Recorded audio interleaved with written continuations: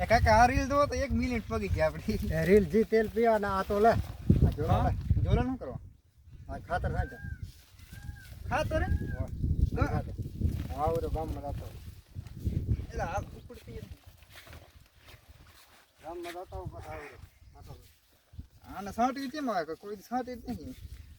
આ ગાંડા ભરે વરહારે ગાંડા હાથી કરવા જેમ પડ્યું સાટી છે